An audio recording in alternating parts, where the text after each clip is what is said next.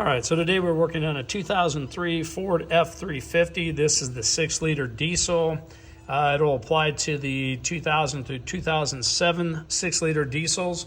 Now, what we're going to be doing today is we're going to be changing out the exhaust gas recirculation pressure feedback sensor, which is this one here, and that is the number that we're going to be using. And that's what it looks like. Let me show you where it's located. So it'll be right next to the dipstick, and you can see it right down there. So we're going to go ahead and replace that today. All right, so what we're doing first off is we're going to remove this whole cold air intake. So we've got the air intake tube, which is this whole section here. So you want to disconnect your mass airflow. So go ahead and push in right here and then pull back on it. Go ahead and remove this section right here. So straight slot or 10 millimeter, and then you can just slide this whole thing out. All right, so what we're gonna do is just pop off here, okay? And then you also wanna take out the air filter intake gauge, which is on the back side here. So you're just gonna pull straight out. There you go. So that's what you're gonna be taking off. All right, so now that everything is loose and ready to come off, what I'm also gonna do is I'm gonna take off the degas bottle. So I'm gonna go ahead and remove the two bolts back here, and then I'm just gonna disconnect it from here and here, and then I'm just gonna loop the line back over here so it doesn't leak any of the fluid out. So that way we can kind of set this off to the side. It's easier to pull the cold air intake off. All right, we'll go ahead and pull the degas bottle right here, and then what I'm going to do is just loop this back over to here and then slide it in right there, and that way you know it's not going to leak all over the place. Now you are going to get a little bit of leakage coming out of here, so if you have like a cap or something you can put on here, that works. All right, now that this is out of the way, we can go ahead and pull this all off. So you go ahead and just pull this back, and then we're just going to disconnect this, and we're going to pull this out. So go ahead and do that. All right, and here's what it's going to look like after you take it out.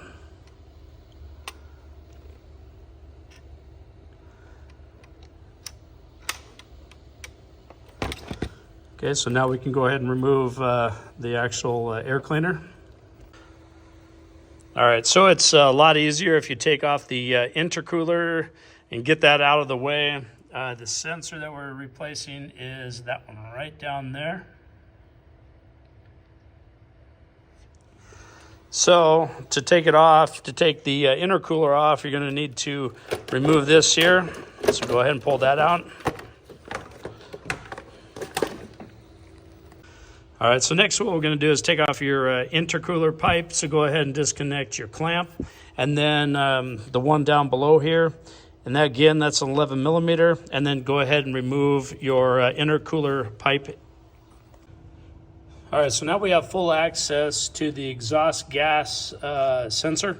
So let's go ahead and take off the electrical connection. And what you're going to do is just get behind this tab right here, pull out a little bit, and then you just pop it up. Be careful not to break this tab off, or you're going to be replacing the actual electrical connection. So this is what the electrical connection looks like. And what you're going to do is you're going to, again, just pull out slightly on this tab here and push straight up. All right, and so at this point, also I would recommend changing out the tubing. This is the tubing that runs from your exhaust gas sensor down to the exhaust manifold. A lot of times these get backed up. It's a metal tubing. I'm just going to clean this one out and put it back on. All right, so the bottom nut is a 16. This one here is a 16 millimeter. So let's go ahead and take that off. All right, so this is going to be a 25 millimeter socket. You can pop it on there. Just go ahead and start pulling it off.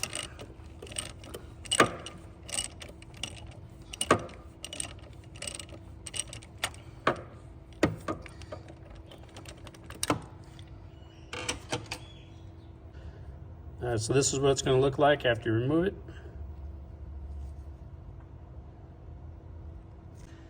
Now go ahead and install this and cinch it down. Again, you can buy this off of Amazon, eBay, or go to your Ford dealer. I like to stay OEM. So this is actually Motorcraft. And so when you're replacing something like this, I would definitely go Motorcraft for the sensors. And you can buy aftermarket too, but I've just had bad luck with that. And if you do buy aftermarket, you can get the whole fitting, the sensor, and the tubing, and it's like, you know, $50. But the sensor itself, it ran me about $75. All right, so this is what it's going to look like after it's finished. And don't forget to hook up your electrical connection. Make sure it's a positive fit, and you'll hear it click. And now we can focus on the tubing that goes to your exhaust manifold. So let's go ahead and remove that. And what you're going to be using is, it's a 16 millimeter. Right there. And the easiest way, I mean, you can get it from the top side, or you can go down through the wheel well. And let me show you where it's located. So if you go here, it's right there. So it's that piece right there. All right, so the easiest was to get it from the top, go down, and then again, it's a 16 millimeter. And this is what the metal tubing is going to look like. Like I said, I'm just going to clean this out and then reinstall it. All right, now that you got your tubing all connected and reconnected to the exhaust manifold, then go ahead and put in your intercooler pipe. So go ahead and hook this back up, and then down here at the bottom, again, that's 11 millimeter. All right, now that you've installed the intercooler pipe, go ahead and start reassembling your cold air intake. So go ahead and put this all back together. So I'd start with this piece here, and then you can work your way back. All right, next we're gonna put in the actual air cleaner itself, and then this piece slides down into the two tabs. There's 1 and 2, and the 2 tabs on the bottom. Just pop those dudes down in, and that's how it locks in. Now, what you're gonna do is, I find that putting this in first, and then slide this on, and then lock this in place.